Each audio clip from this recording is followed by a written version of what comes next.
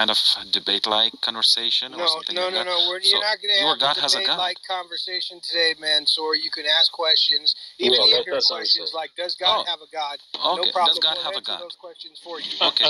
In John, I'm sorry, Mansoor. Hold on a sec. Let's do this once for all. No more Socratic method. Absolutely not allowed. You ask your question, one question, and if you want to expound on that particular question, not add more to it. Do you understand?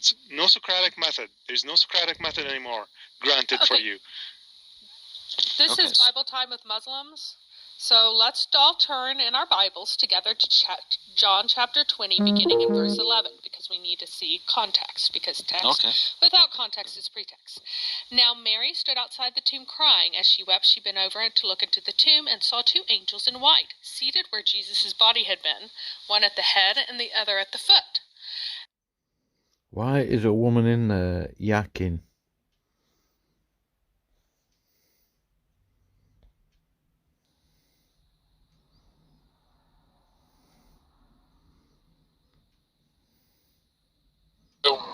Why does godless girl go around saying that she's an epistemic nihilist? Is that just because she believes that she has no knowledge? Yeah. I mean, how does she arrive to that belief? Is it just like an intuition, or does she have like an inference as to why she arrived at that belief? I don't know. You want to ask her? Where is she? Right here. Oh, Philip is here. I'm in the grocery store. What's up? Yeah, so how did you arrive to your belief in epistemic nihilism? Is it just like an intuition? Oh, I can't talk about that right now. When I get out of the grocery store, I'll get back on. Okay.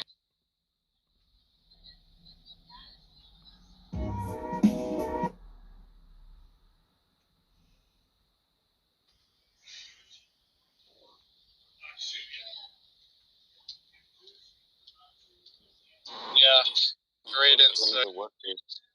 One of the workers at Publix is talking with one of our customers about Judaism. Oh, it's fucking weird. Hold on, dude.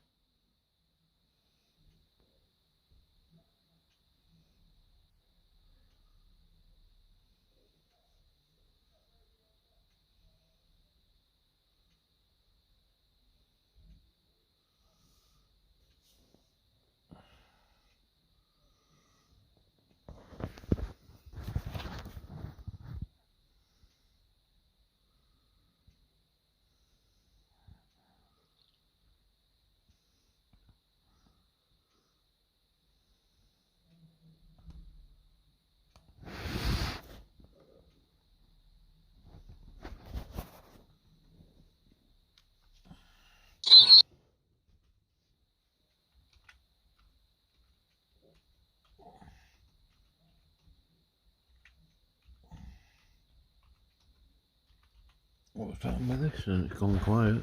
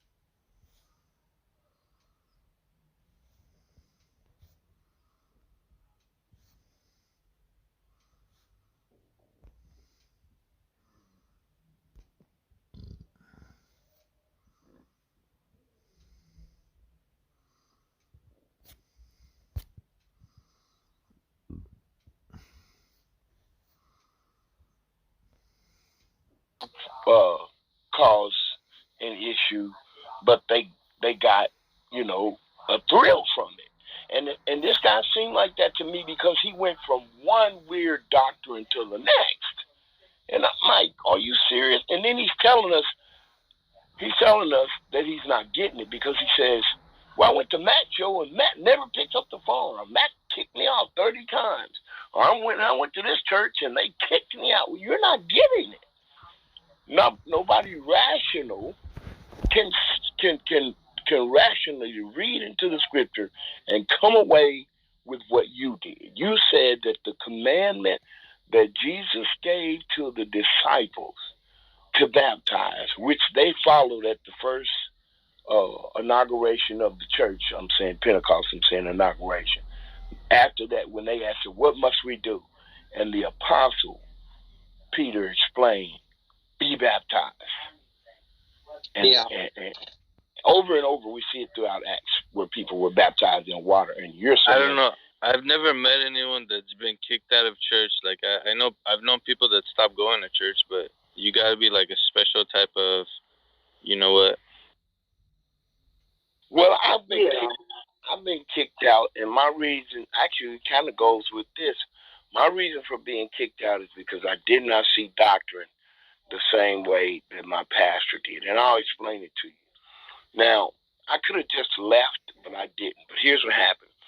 My church was highly legalistic, and they believed in women not wearing pants, say women don't wear pants, and say women don't wear makeup, and is that like Jehovah's Witness?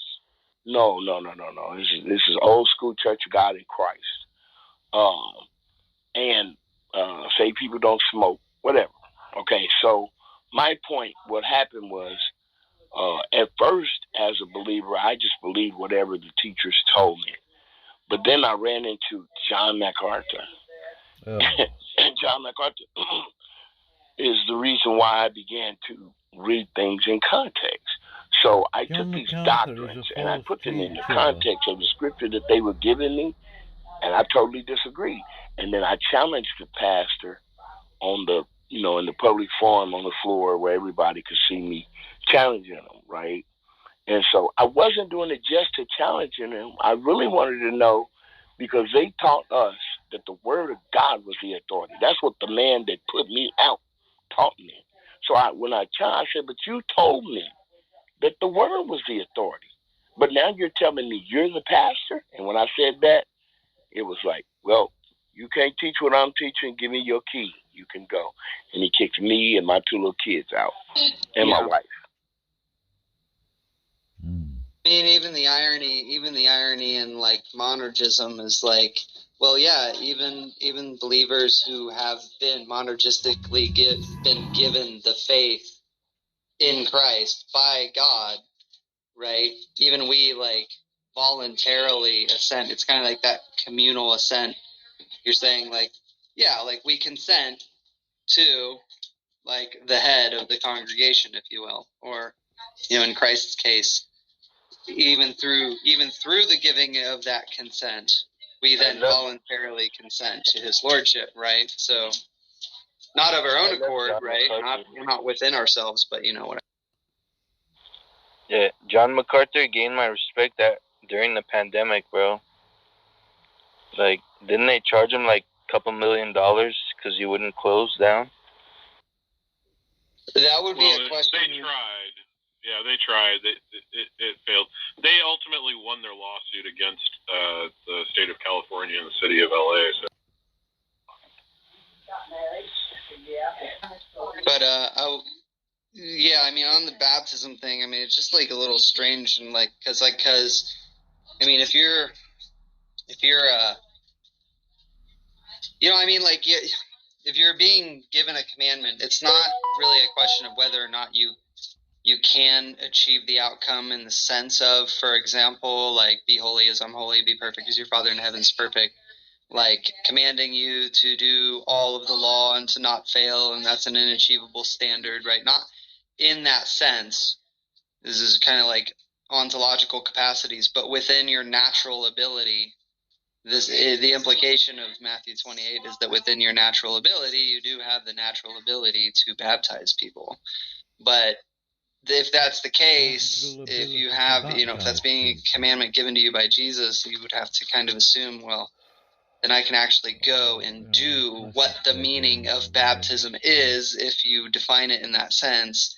meaning like every time that I go and baptize, whatever the preconditions are for me determining that I should baptize this person, you should be able to show an actual effect. Like you place your hands on someone and then the Spirit falls upon them, and either, depending on how you want to define it, they then have a regenerate heart, or they prophesy and speak in tongues, like in Acts 19, right? So you should, if you relegate it to a spiritual reality, you should be able to correlate the effect, to your baptizing people. And that's just not the case. And that's really, for me, the strongest thing is like that seems patently. Water baptism is a good thing, Circumcision is a good thing. Respecting your parents, you can go on and on, but is it salvational? Yeah, because you're even your works, right? Even things that you say, like, you're reading Ephesians, 2:10, prepared beforehand for good works, right? Those good works really are not a result of yourself, as if like, I'm going to walk out today and you know what? I'm going to catch me a Hitler and I'm going to walk a grandma across the street, right? Like, if you do that, you got to ask, like, well, why do you do that? Well, it's because the kind of faith that's been deposited in your heart, by the Spirit as your inheritance. So you do that really on the impetus of something else. You're not doing that autonomously. Just like, for example, so 1 Corinthians. You don't do it because you have to? You do it because you want to? No, both. No, I'm saying both. I'm just saying, like, if you go, like, so for example, in 1 Corinthians 13, nobody can profess Christ as Lord except by the Spirit, right? So nobody can say it is good and I ought to do anything that is good except by the Spirit, right? So these works that you do, they are the manifestations of the spiritual reality of which you have no absolute control over. You can't say, I have absolute autonomous capacity to believe in Jesus Christ is truth. There you go. I just decided spontaneously that that's the case, right? And then you follow your works with it. Like, that's what I'm saying. So even the works you do, they're just a reflection of a more fundamental spiritual reality is what I'm getting at. I think I understand what you're saying. I'll even go as far as to say the Spirit will help you do those things. But do you think there's any time that you will ever not do exactly what God wants? Yeah, of course. But that's why you can ascribe to man there being two wills waging war with one another in their being, like Romans 7, right? So the reason that you do anything in the right light with the right intention at all is because you have the Spirit within you. So all genuine good, like faith, or you genuinely, right, respect another person and do not murder them, and you say, well, I don't murder them because they're made in the image of God. Well, that's right intention, right? If you're an atheist, you don't believe in God, you say, I don't murder them because it's pragmatically destructive, or like, well, I'm just a humanist and that doesn't, promote prosperity. Then you get into that question, right? They're being free from the source of truth, so they're just going to be like, you can ask them, well, what is that? What makes that the case, right? Why is prosperity good? Why is flourishing, humanistic flourishing? Why is that positive, right? So it's circular, and that's precisely why that's kind of the moral nature of the indwelling of the Spirit, is that it gives you a basis for saying that one thing is good and another thing is wrong.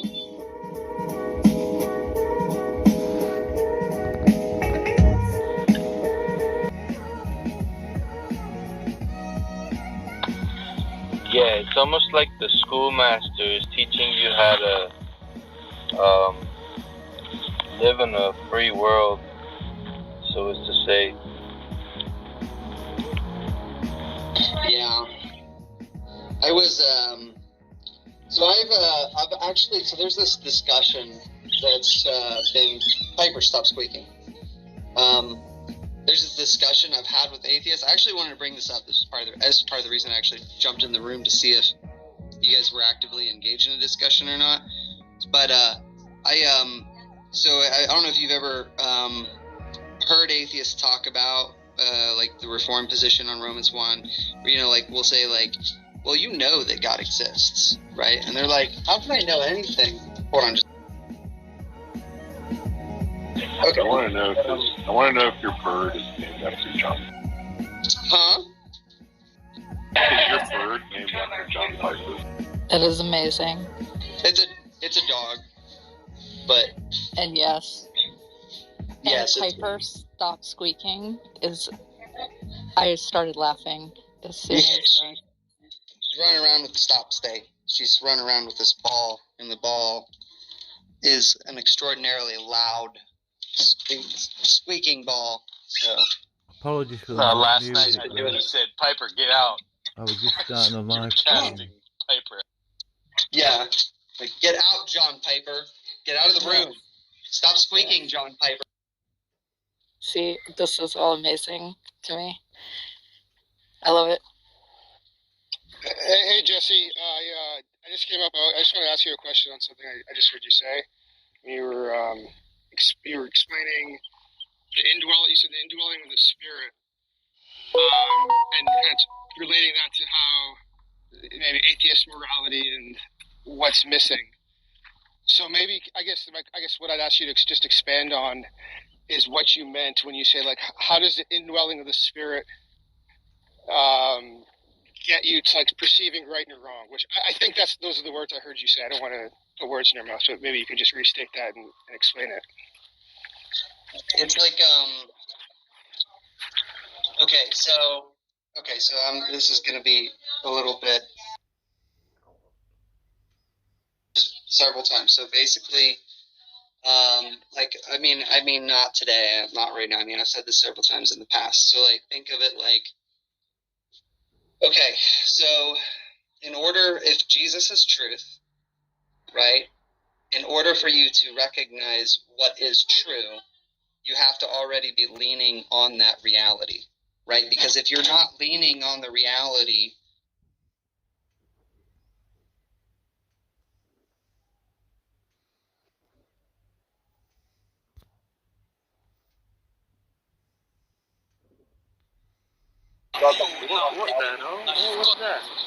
Exactly. He's gone too far.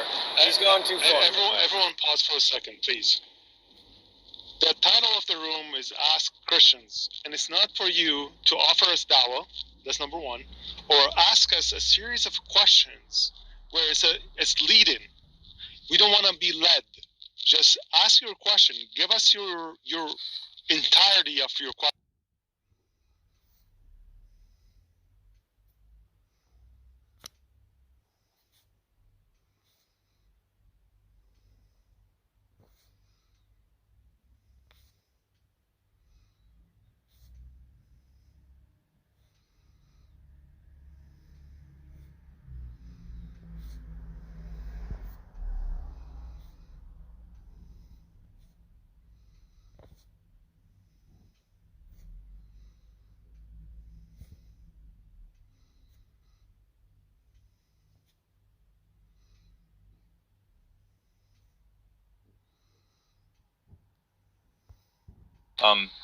Arizona.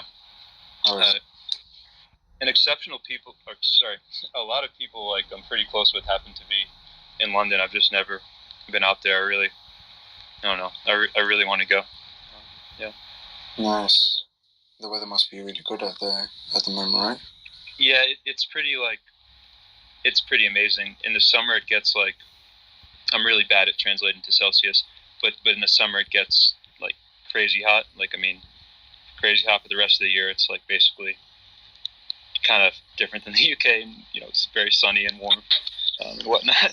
Yeah, it can be nice. I mean, we only have like a month collectively of summer, to be honest with you, in the UK. Most of the time it's just cloudy and rainy and dark and dreary. Although I am, like, used to that. It's actually comforting to me, which is weird. No, I can actually relate, like, the feeling of rain and cloudiness, kind of like kind of chills me in a certain way. Yeah, that's interesting. I like that feeling of it being really cold and wet outside, but you're at home, like all nice and comfort, and just chilling out watching TV. Yeah, for sure. Yeah, this goes kind of deep. Like a lot. Gratitude is really, really crazy important to me, and something I miss about like being in the cold when it's really cold is like when you're so cold, like you're grateful to get inside, but if you live somewhere where it's not freezing, you don't have that same like gratitude because you weren't freezing outside. Yeah, exactly. But what did you think about what JS was saying?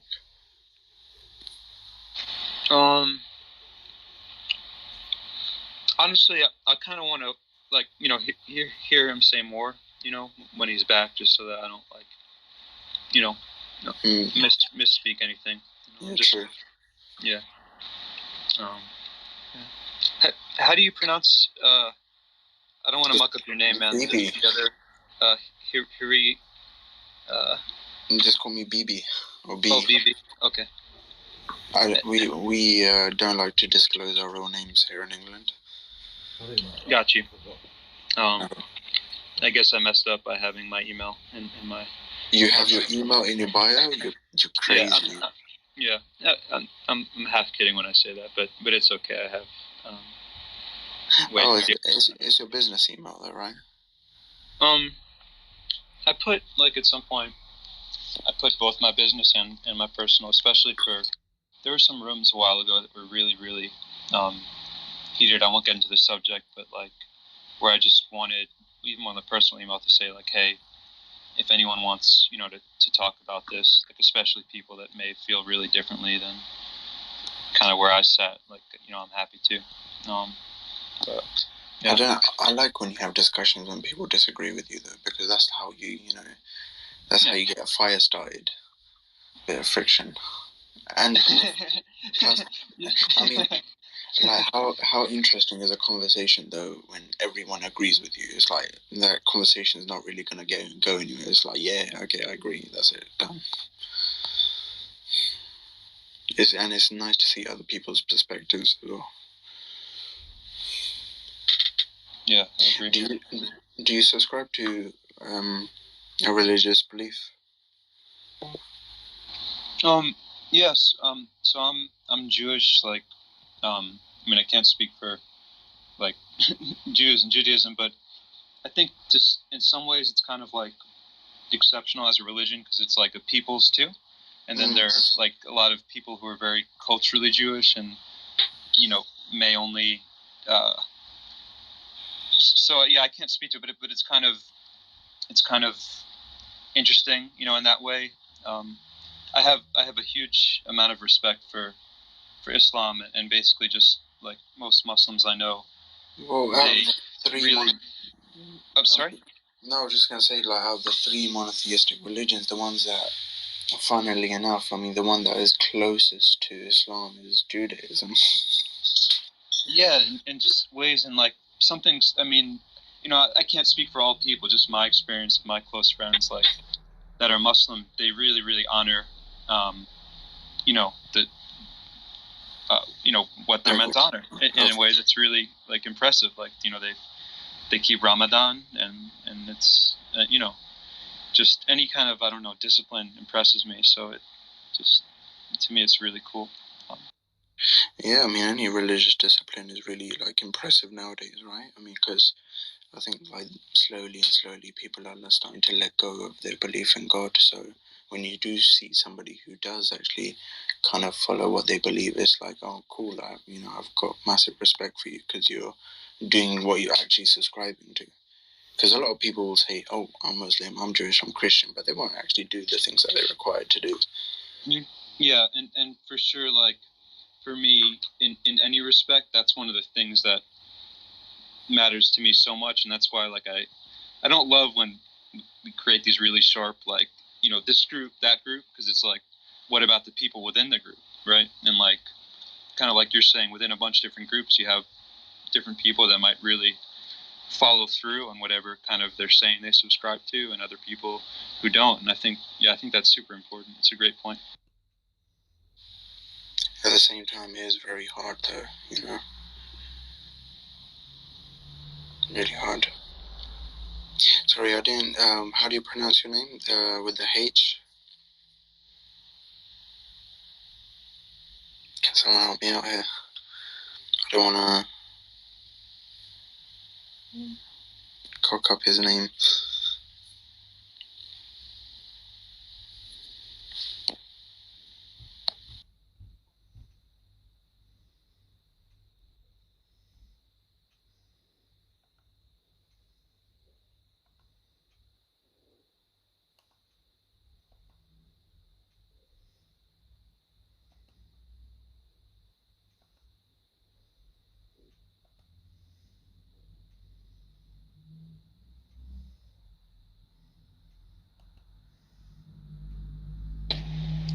I think I'm gonna head out. It looks like JS might be on the phone for a while, but Yeah, same. It was nice talking to you guys though.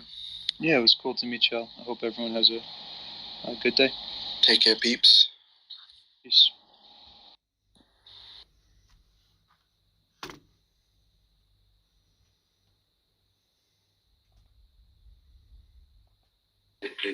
Hello, are you guys atheists? Hello? Yeah. Yeah, man. Are you an atheist? No, I'm a believer. I'm this. Then why is this room called Atheists Are Better? Well, this is just the open topic, you know, that everyone remembers here can discuss on, you know.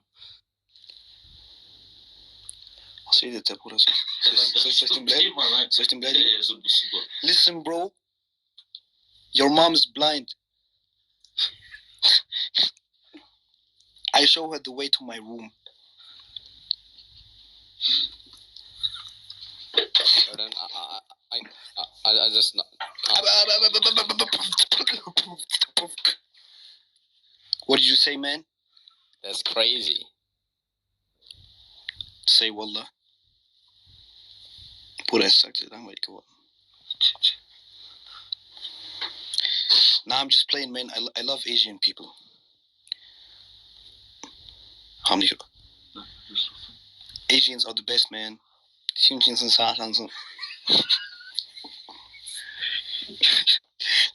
a fool. I don't want to listen to that.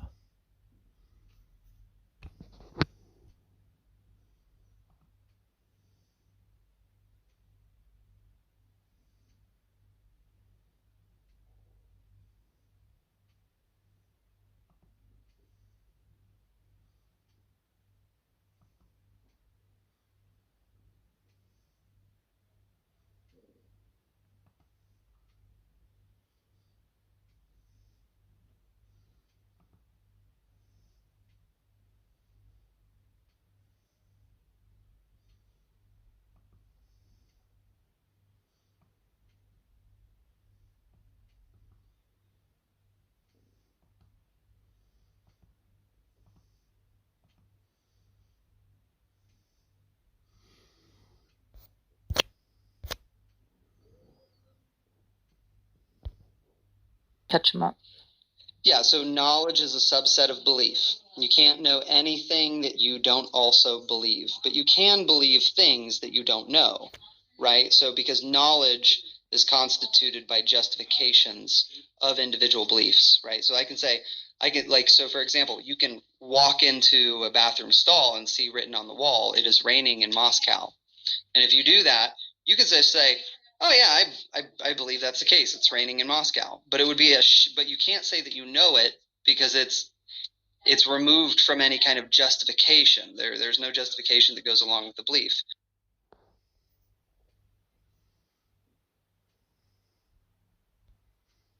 It's very silly for you to even say that. You didn't even need to read.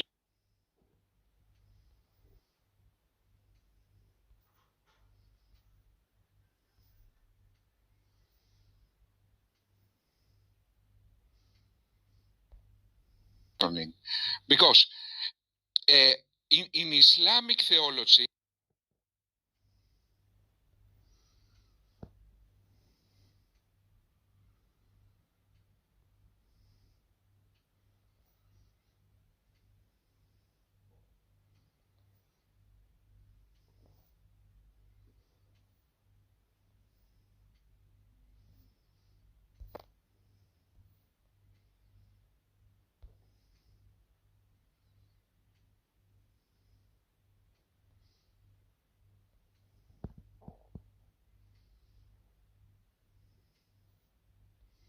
I never meant for us to be in. Oh, glory to God. But I'm going to stop there. Thank you. God bless. Oh, give over.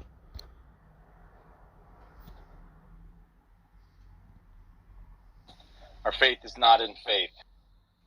Yes, I agree, right? I absolutely agree. I'm saying, as far as their objections go, right? So if I say, from Jesus, it was transmitted through the apostles and the church, and it basically was like, disseminated and down and stuff. Wait, can you, did they pin the link, by the way, to the church father that you mentioned? I'm pretty sure that Mary could ping the link. She's a moderator. Abu can ping the link. For anyone that wants to access the link, it's on New Advent. Just go to Theophilus of Antioch and you can see his one work. Oh, now I'm a moderator, so I can basically access the work. Thank you. Just give me a second. I'll get you the work right now, right? All right. Okay. Okay, are you actually going to read, I'd recommend that you actually read the entire book. You don't need to read books 1 and 3, just read book 2. Book 2 is really interesting. It talks about the Christian concept of creation, okay?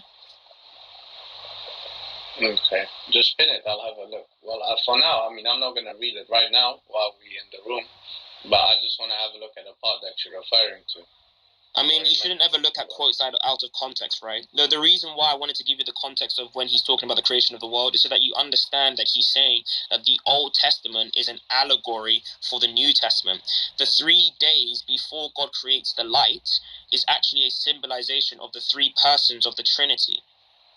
That's what he argues. Now, I don't know where I can put a link here. Okay, I can put a link here. All right, just put the link in. There you go. All right. You should be able to access it now. So yeah, now I've answered your question. If you have any other questions, you can ask the other panelists. Sorry for wasting your time, guys. You're always welcome, brother. Thank you. Yeah, it's always a pleasure having you share with us, brother. God bless. One more thing. I've actually been able to track down the quote that I had. This is me when I was doing some research on Origin, okay? Now, if anyone wants to access this paper, this is by Ilaria L.E. Ramelli, and she basically writes a text known as, she writes a paper known as Origin, Greek Philosophy, and the Birth of the Trinitarian Meaning of Hypostasis. Now, I believe it's on page 29? Page 29? Jesus Christ, I might be wrong, God forgive me.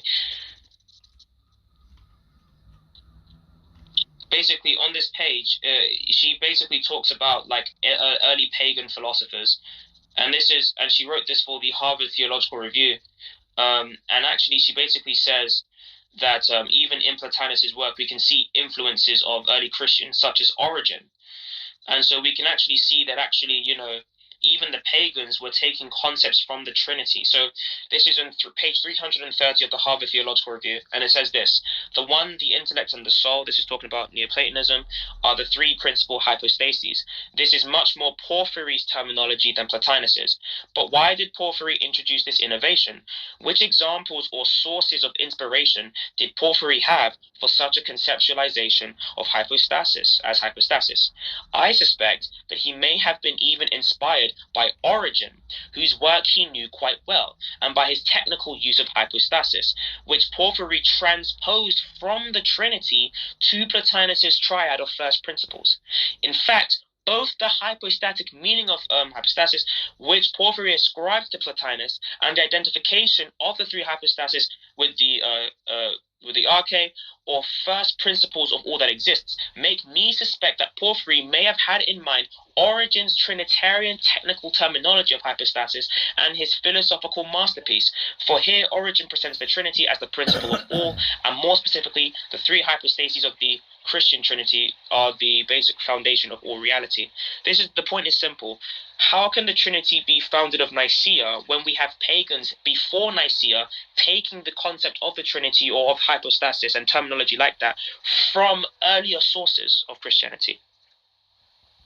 It must mean that the Trinity as a concept was founded much earlier than Nicaea.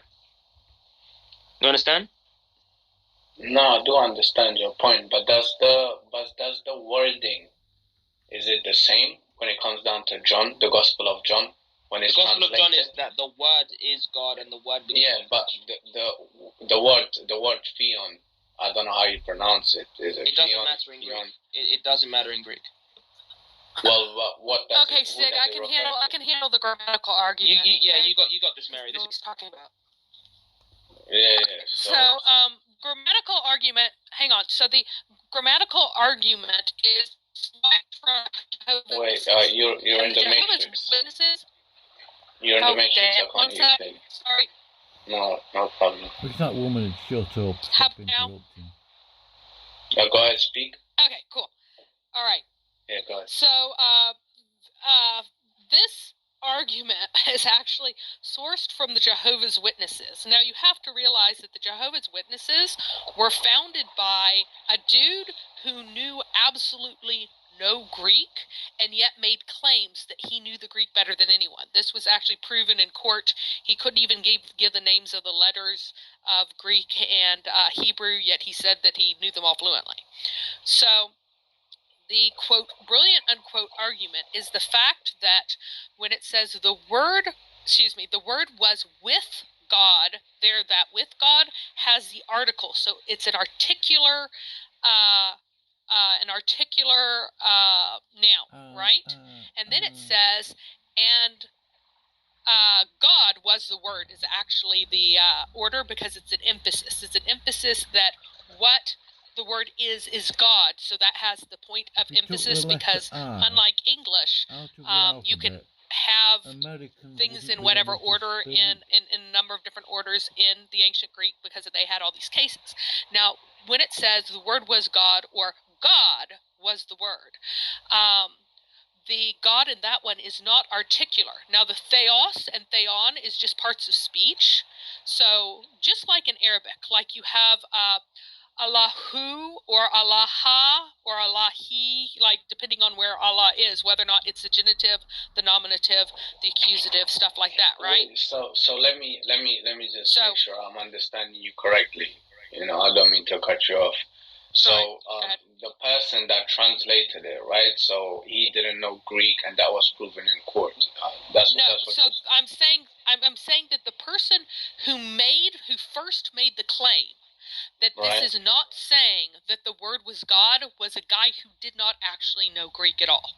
He made this claim and he just lied about what Greek says, okay? Now, just like in Arabic, if you go to the Quran, you will see sometimes if Allah is in the nominative case, it's the subject. It's Allahu, right? Allahus, whatever, right? No, I get the point that you're trying to make. Yeah, go ahead. So if Allah is the object, then it's Allah-ha, and if Allah is the genitive, it is Allah-he. And I don't know what the terms are in Arabic, but those are the terms in English for those. Theos is the nominative. Theon is the accusative, I believe. Yeah, because of where it is. It's it's a predicate. In the predicate, it turns into theon because it is in the predicate, okay? So that means it's the second half of the sentence that it gets that kind of accusative-y form because it's in the predicate, okay? So the lack of the article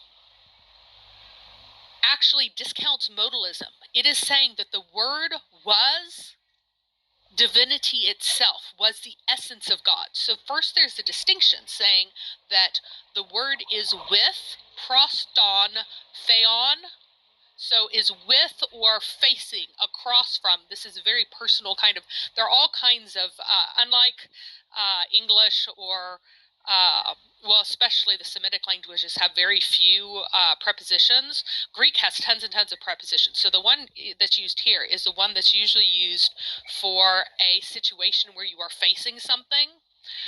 So the word is with God, so the word is facing God. Proston, theos. In the beginning was proston theon. Anyway, yes, the word is prostheon. You got it, Mary. Yeah, and that so then in the second time, the ton there is the article. The second time it doesn't have the article because then it would be making what the word is absolutely in every way identical to what the word was with. And here there is sameness and distinction. So you have to have that so you don't fall into modalism. So what modalism is that there is one God, but there's even one person in God, and God just wears different hats and is like playing a role, is what the modalists think. So sometimes God is acting as the Father, and sometimes he's acting as the Son, and sometimes he's acting as the Holy Spirit, but these are just roles, okay? And with that article, that would require the role. However, if you go to other places, Jesus Christ is called God with the article. So if you go to John 20 that we were in earlier, whenever Jesus talks, it says that I go to my Father and your Father, to my God and your God. There is no article there. So if an article is required for that to be talking about true God, the divinity, then he's saying that the Father is not the true God there, would be what he would have to be saying. If you continue down... Would it be safe to say that we are talking about, right, when we speak about the Word, right, is it like the invisible God? Like, is the Son the image of the invisible God? Would that be right? As it mentions the Colossians 1:15? Colossians, yes. Yeah, sorry for the wrong pronunciation. So, yeah, that's fine. I was just clarifying for anybody else who might not know. So would that be the reference, right? So let me go ahead and finish with this little point. So Jesus refers to the Father as God without the article. So there is no the God. It's just God in the Greek. But then if you go later, just later in that same one, whenever Thomas says, my Lord and my God, that one is articular. So in that chapter, only Jesus receives an article. The Father does not. So any argument that's made from whether or not there happens to be an article in that verse falls apart immediately whenever you realize that that is not at all how this is used in other circumstances. But if you want to go to Colossians 1, we need to look at the whole context. No, the reason why I mentioned that specific verse is, right, because if I'm not mistaken, that is not the only invisible being, right? I mean, the Son. There's more invisible being made as a reference when it comes down to invisible beings in the Bible, right? We have angels as well. So, the invisibility of the Father is because he dwells in light inaccessible, and if we were fully in the presence of God, he would destroy us. He's not. He is unseen and unseeable because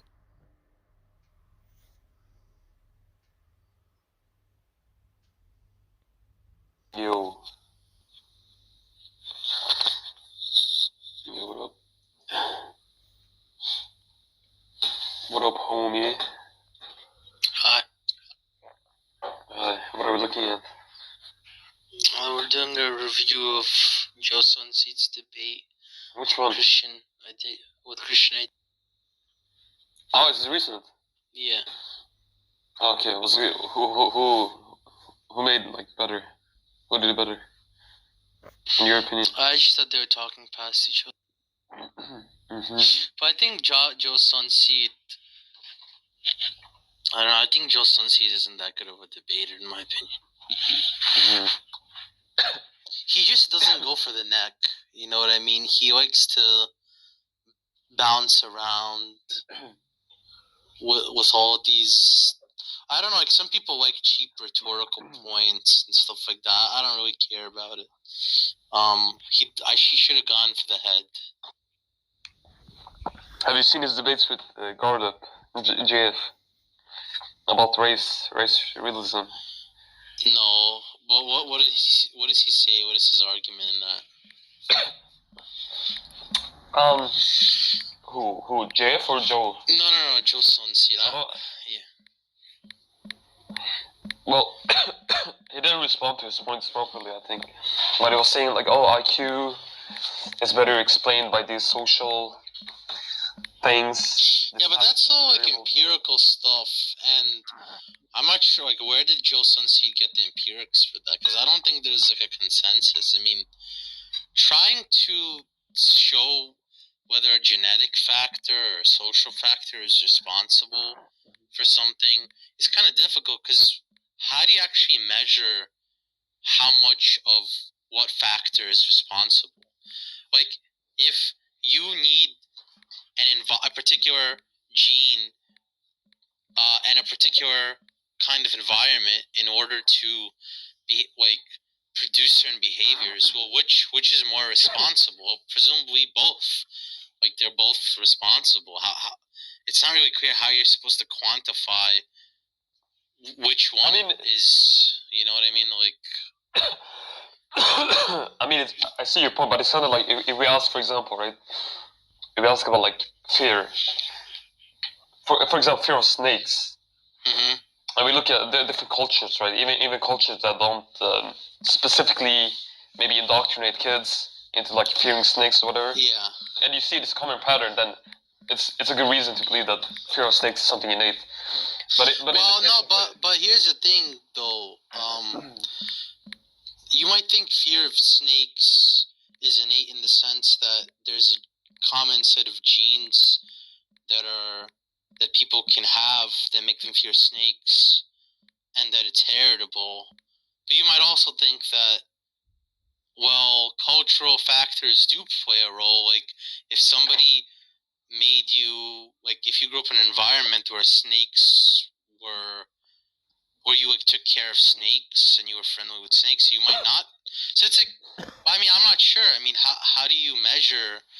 I mean, you're just saying that there's a genetic factor, but I don't think anybody's disagreeing that there are genetic factors.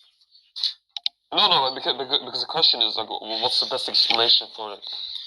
For example, that's what I'm saying. It's not real when you say what's the best explanation. Well, what are you taking an explanation to be here? Because if you're saying something like, what are the necessary and sufficient conditions, you might think that the genetic factors are not in themselves sufficient. You might think social factors are necessary in that case. I mean, in a sense, you can't really exclude any social factors at all. That's right. That's what I mean. Yeah. Because if I don't feed you as a kid, you're never gonna grow up. Right, and that's my point. Like, would that be a factor? Yeah, but we're saying if you hold all these things equal, right? And we look, for example, we look at two people that are sufficiently similar environments, and one has IQ 150, the other one has 100. Then it seems like the genetic explanation gives an account of why one is better or one has higher IQ than the other. Yeah, sure. Let me just tell you how it works in like this population like context, right? So you look at these demographics, for example, African Americans. You look at them. You look at people who have had can you give me a second? I need to take a piss. Okay. Oh.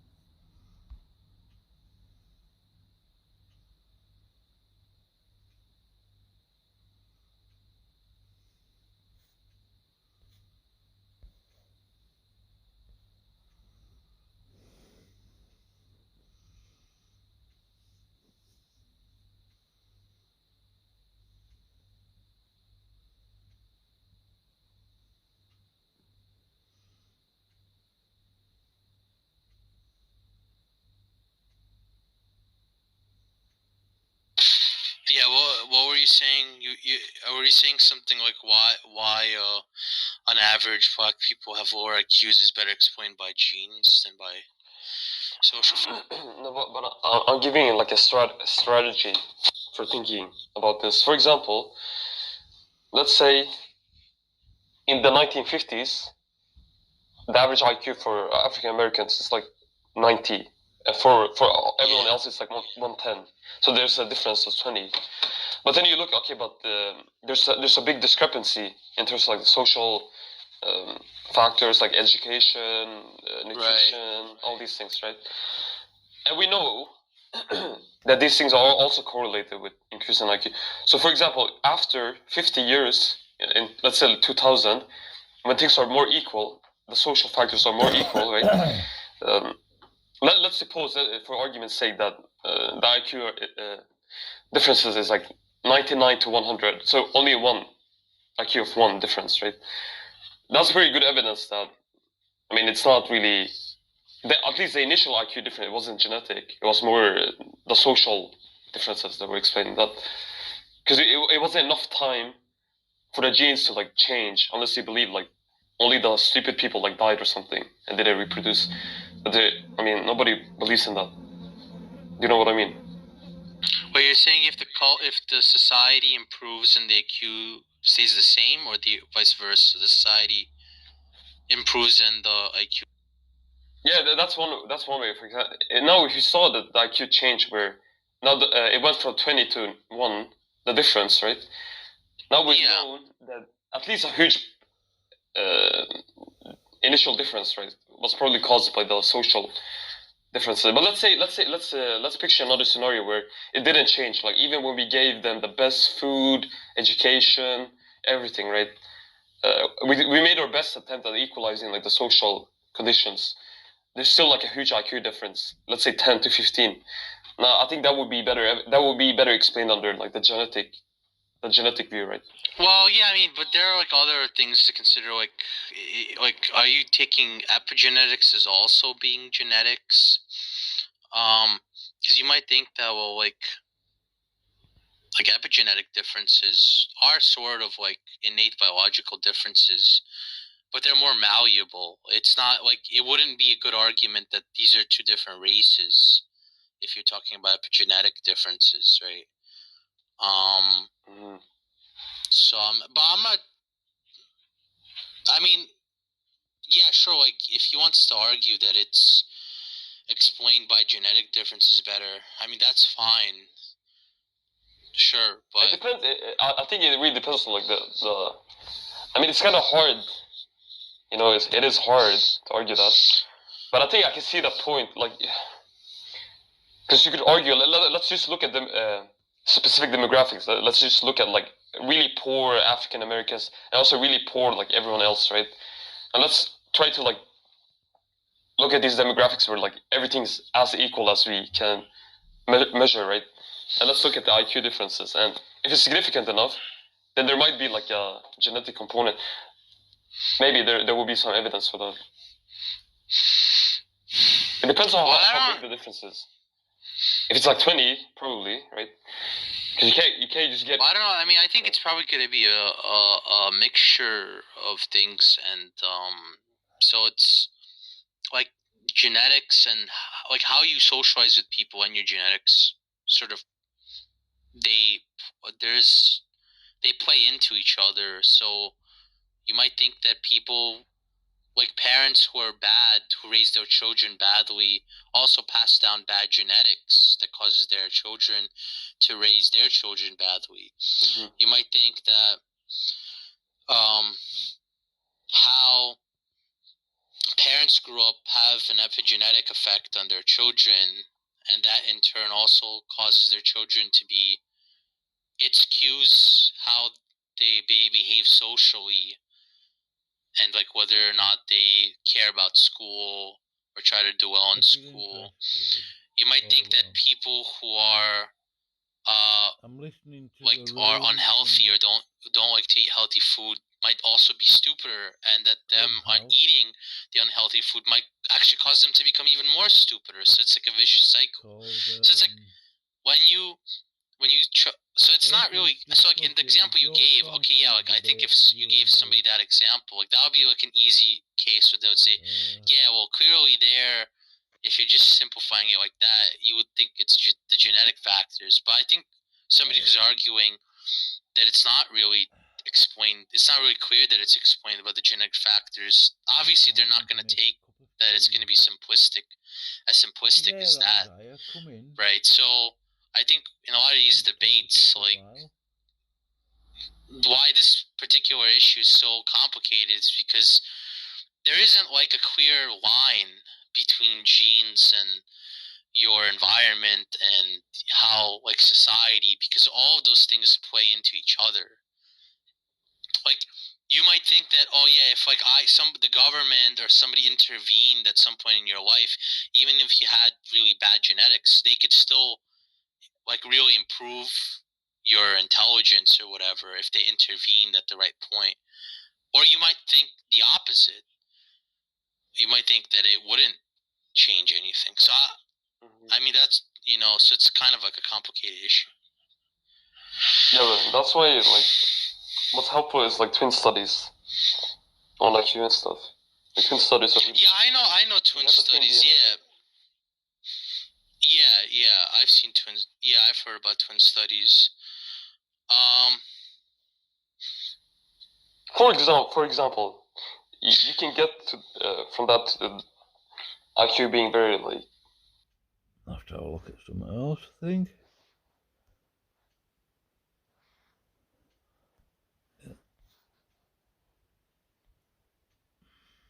It doesn't necessarily follow that therefore there is no God.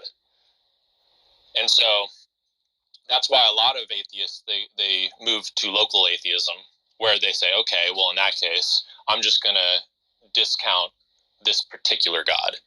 And so then they'll bring up problems like the problem of evil, or they'll bring up, things that address a particular God. But the problem with when it comes to like, the things that you're observing, when we base our conclusions off of our senses, when we use our senses as our epistemological starting point, this is why presuppositions are so important. Because when I look at the sky, for example, I look at the sky in light of God's revelation. Okay, so I look at it as a created order, whereas an atheist will look up into the sky and think naturalism and go, wow, like all of this came about by random processes. Yeah. And so when you present evidences to atheists, and this is the problem that we have in archaeology and in paleontology and fields like this, because when we're studying historical artifacts, what the carnal mind is going to do when they are presented some artifact, they're going to look at it through the presuppositional lens that that this came about by natural processes or by my naturalistic historical viewpoint.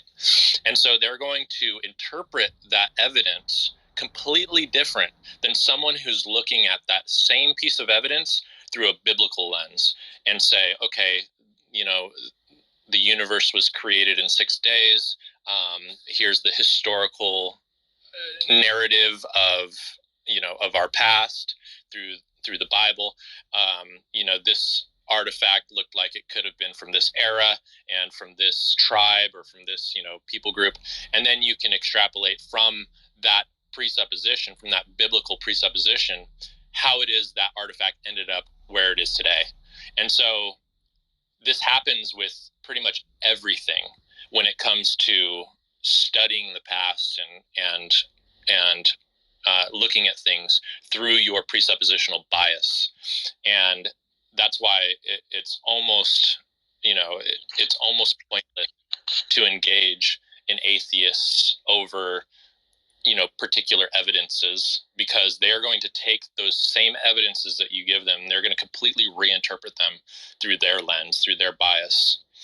What does this have to do with Gideon cases? I've tried to follow this conversation the whole time. Like, what is the contention and debate? What is the Gideon cases? Well, Gideon cases is what Jesse was talking about when he talked about, you're looking at a hill and there's like a little sheep. Yeah, it's like a cardboard cutout, and the justification's misplaced.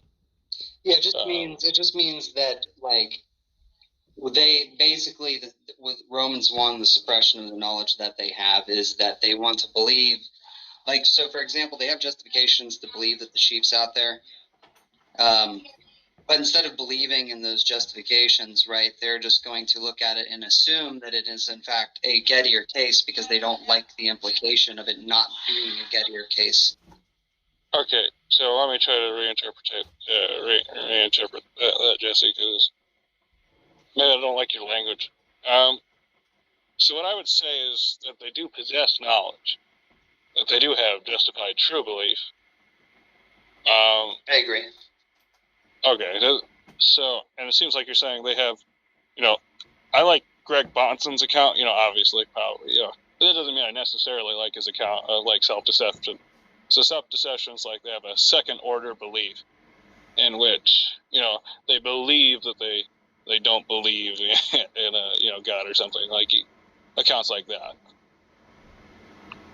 Yeah, it's basically, you have, like, the issue is that they both believe it. They both believe and know in what in God, right? They just want to affirm that the justifications that they have, that they move from, they believe God's the case. They know God's the case. They basically want to say those justifications are false, right? So then they can just say. Then they can just basically go into reverse order, and they just want to say, well, the God that I believe and know in, I don't really know him because the justifications are the case, but the motivation to do that, to engage in a Gettier case, likewise is the same thing that would engage with belief. Like they would just say, like, like I could believe that a glass of milk's in the fridge and be wrong, and they would just say, well, yeah, I don't believe that either. Because the motivation's the same. Just in reverse order.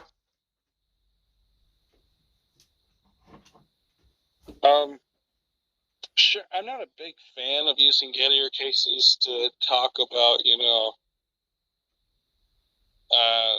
formatting, conversations about whether unbelievers think that they're warranted.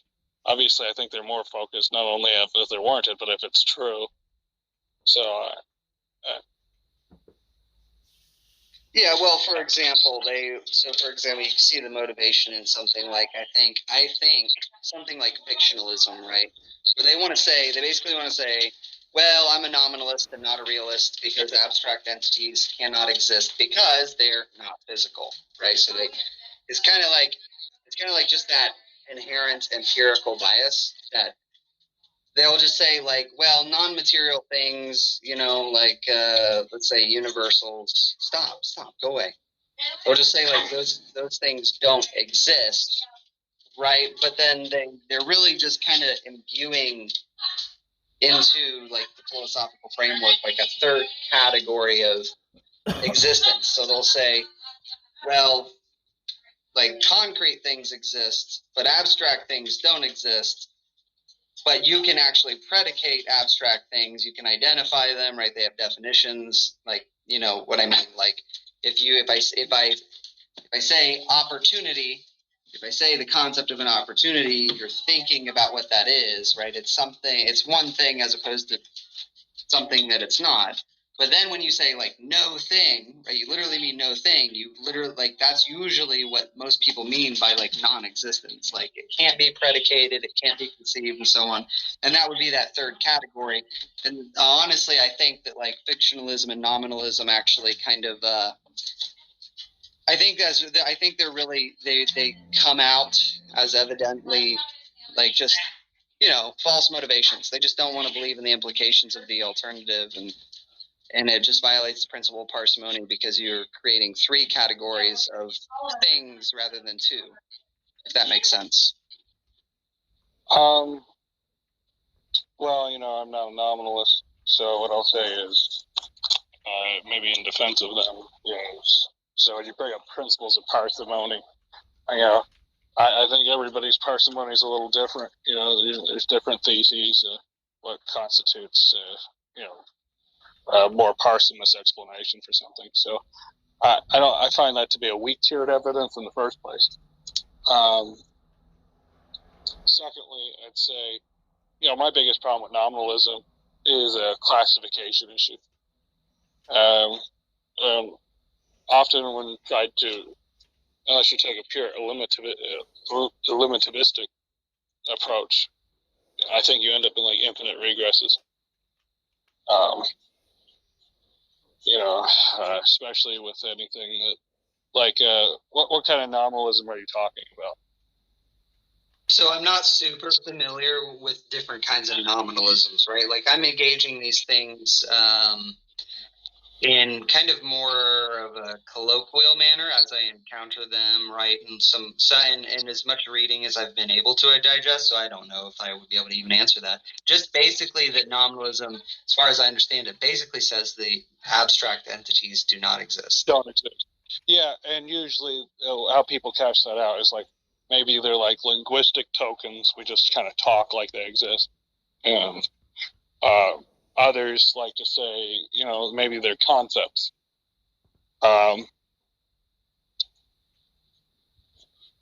So these are routes like people take. I'm sure there's others that I'm not even thinking of course. What I would say is like,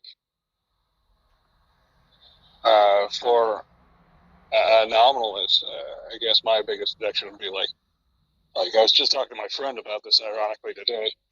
He talked about for concepts, it's really easy to explain the problem with concepts because concepts, represent something. So, in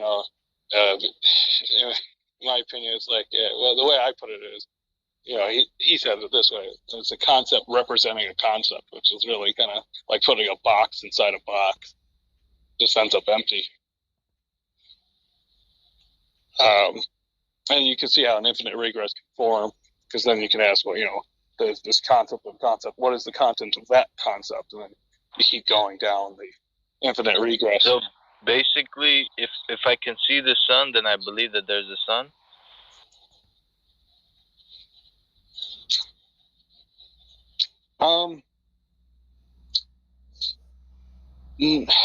No, it'd be more like, say we take categories. You can think of things just like dogs, cats, tables, chairs, and you just think, what I mean by those things are just concepts in your head. They're not like something out there in the world. There's no, it's not in some kind of thing or something. It's just in your head. And then we ask, well, what is that that's in your head? Right? And you're like, well, it's a concept. Yeah, it's a concept, but what is the concept of? Because concepts represent things. Like I have a concept of a tree. Well, that's a tree. I have a concept of a phone. It's a phone. So where does this concept come from? What does this represent? And then... So better concepts would be something like the concept of an opportunity, or the concept of truth, right? Or the concept of like a proposition. Things that like, or you could say the concept of non-contradiction, something like that.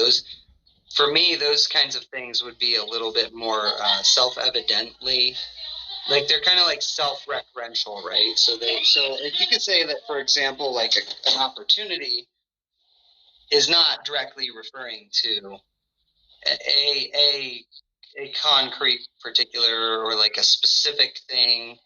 You'd say like an opportunity actually literally like it is the concept of multiple different facts of reality.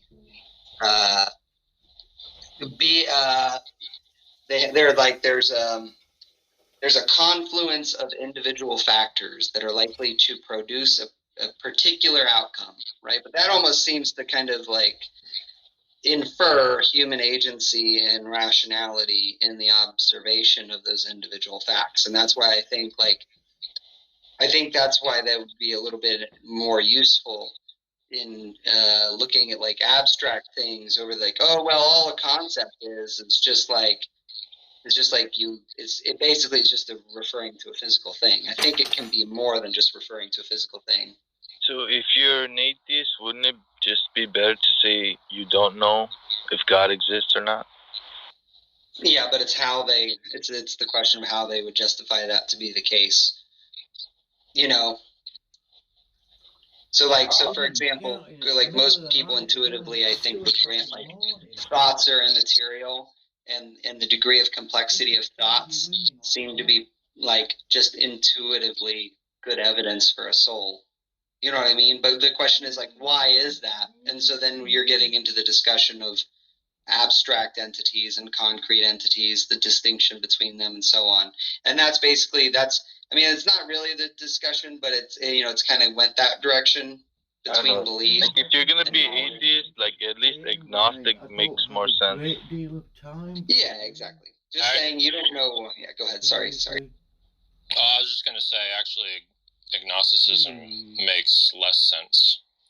Yeah, I was going to agree with that. You still have to account for that, and so you're essentially asserting you know nothing, that you can't know anything. Yeah, agnosticism, a consistent agnostic is going to be one that says nothing. Because as soon as you open your mouth as an agnostic, you are making a truth claim. You're making an assertion and a predication. But agnostics, they can't really know anything because they're claiming ignorance. And so what's the point of uttering a truth claim or a predication when your self-admission is that you know nothing? Yeah, what I'll just say, Jesse, in short, like a rejoinder, is what I would say is, so say you're like, well, I have good examples where, I'm not referring just to physical things. Now, of course, when I was using like physical objects, I'm using them just as examples of representation. But you bring up something like, opportunity. You spoke of opportunity. You have this idea of opportunity. That's how you refer to it. But then I'd just go further. I'd ask you, what does opportunity represent?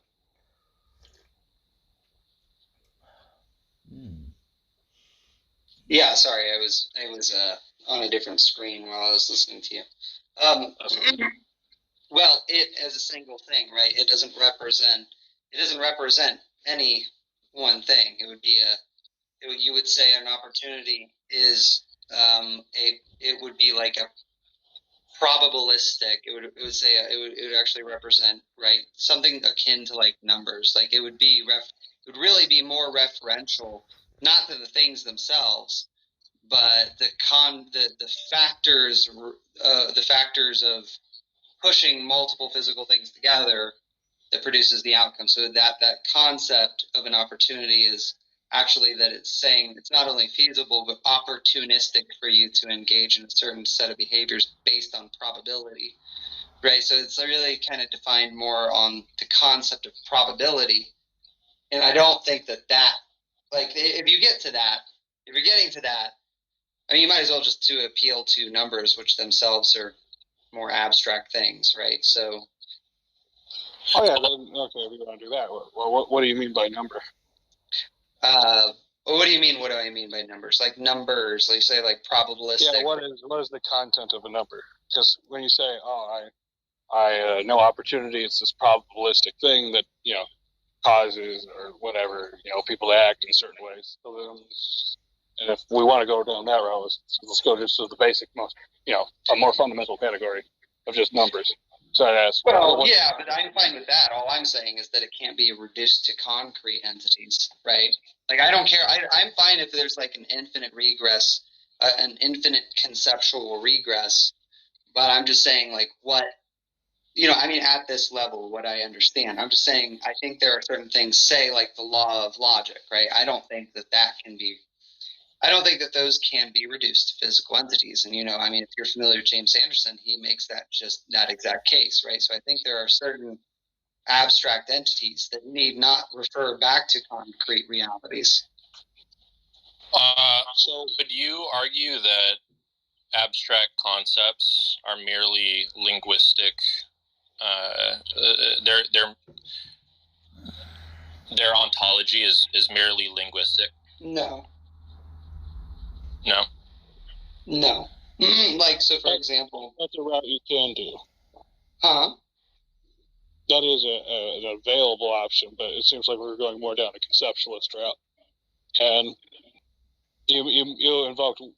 Ironically, I don't accept Weltley's and Anderson's proposal. And just to explain for anyone in the room, their proposal is, you probably all think of like, or at least let's narrow it down just to what they talk about. So laws of logic, you've probably heard of them a time or two or someplace, somewhere. They try to say those things are grounded. They are divine ideas. So that's how they can, maintain their characteristics. You could probably think of their universality and so forth.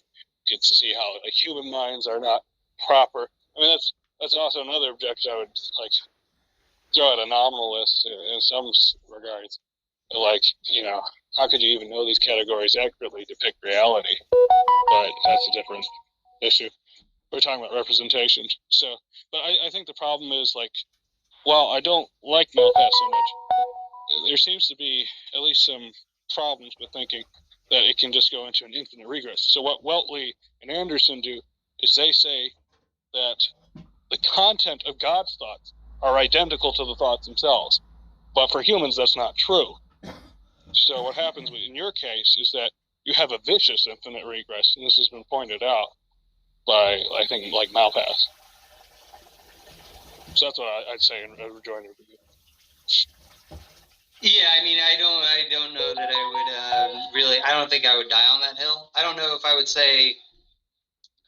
I don't know if it would be vicious or not. I honestly don't know enough about the discussion to say that, because remember, we've gone down the rabbit hole, right? But I wanted to just make I'm not using this as like a scapegoat, get me out of the conversation. I'm saying I don't know, but I was really just between belief and knowledge, right? Because I don't know, the laws of logic. If the laws of logic just you're saying that would be problematic, because to say that they are abstract things with you deny that the laws of logic are, or not maybe deny, but you find it problematic that the laws of logic are the thoughts of God because it relates to an infinite conceptual regress. Is that what you're saying?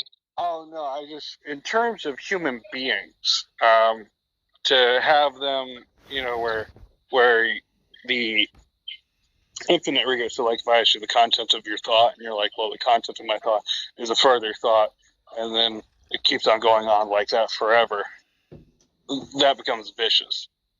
But in God's case, it doesn't, because what happens is, I think this is Anderson's escape out of my objection to a human conceptualist, which I thought you were positing earlier when you're talking about nominalism, which I was using to show that nominalism has a vicious infinite regress.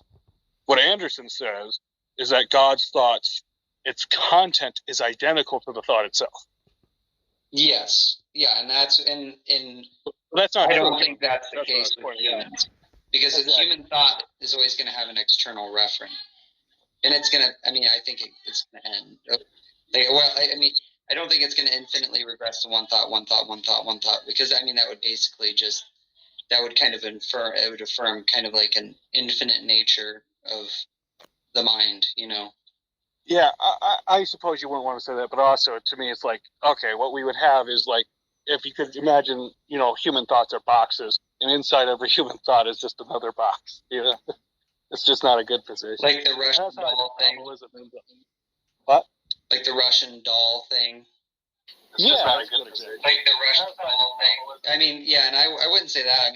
I would say you could probably human thoughts could be highly complex, but the only thing I'm saying is there's this Muslim paper that touches on that issue, basically, where there are some propositions, right, such as the laws of logic that are they can't be accounted for in human human mentality, precisely because they are self-contained, right? The object of their knowledge is themselves, right? So that's part of the appeal to it being like divine conceptualism or the laws of logic being the divine thoughts of God.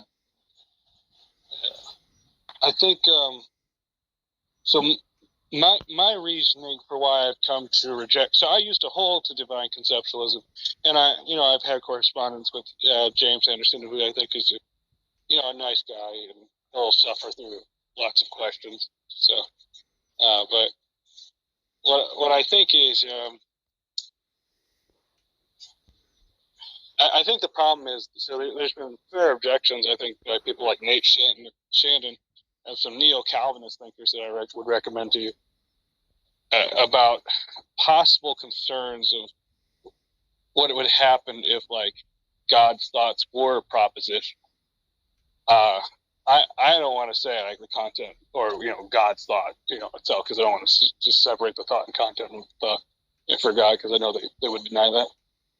But that it is a proposition, and for me, I just think about propositions existing in human thoughts, and to me, there's like two routes you can.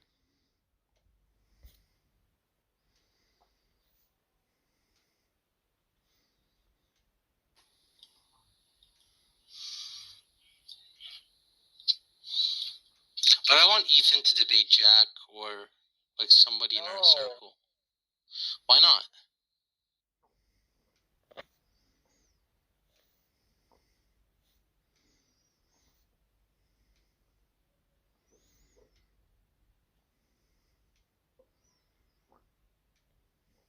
Form of That's morality exactly what your position entails. No, because I believe that You believe there's no right and wrong. No, that's the thing, man. Morality. I love this about Muslims. He doesn't believe in morality because he knows he's going to lose this argument. How dirty of a position. Yeah, he knows he's going to lose this. It means you can do as you please, and this guy can't. Why, sorry, let me handle that, because I'm very. Let me say this real quick, Socrates. Muslims real quick will be like, oh, if you use a word.